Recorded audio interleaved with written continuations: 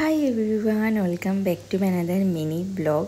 সকাল সকাল স্মিহিকে স্নান দান করিয়ে রেডি করিয়ে দিয়েছি, আর এটা হচ্ছে আজকের ওর আউটফিট।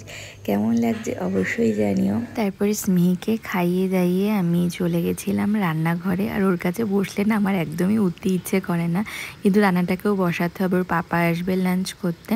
তারপরে তাড়াতাড়ি করে রান্নাবান্না সেরে আমি চলে গেছিলাম স্মিহির কাছে, যেহেতু ওর খাওয়ার টাইম হয়ে গেছিলো। যেহেতু 2 ঘন্টা পর পর ফিড করে, তো আমাকে 2 ঘন্টা পর পর এসে ওকে খাইয়ে দিতে হয়। আর খাওয়া দাওয়া হয়ে গেছে। এখন দেখো কি দুষ্টুমি শিখেছে, ওর কাছে বসলেই এখন এত দুষ্টুমি করে। ডেলি না নতুন নতুন কিছু জিনিস শেখে, সেটা দেখতে এত কিউট লাগে। তারপরে স্মিহির সাথে অনেকক্ষণ টাইম স্পেন্ড করে, ওর সাথে খেলে গল্প করে, আর ওর কাছে আসলে না একদমই উঠতে ইচ্ছে করে না। মনে হয় ওর সাথে অনেক খেলি, অনেক গল্প করি, আর অনেকটা টাইম স্পেন্ড করি, আর ও না খুব মজা পায় আমাদের সাথে টাইম কাটাতে। তারপরে স্নান দান করে নিয়েছি, আর ওর পাপাও চলে এসেছে লাঞ্চ করতে।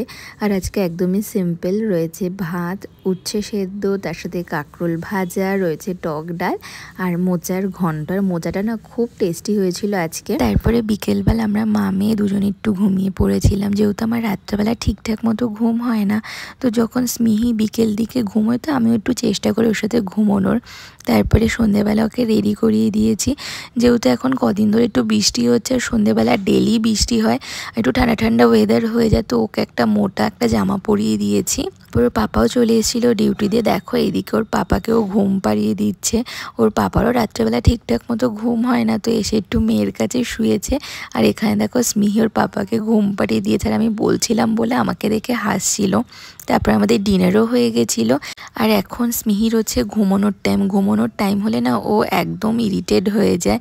তারপর পাপা ওকে ঘুম পাড়িয়ে দিল। তো কেমন লাগলো আজকের ব্লগটা অবশ্যই জানিও।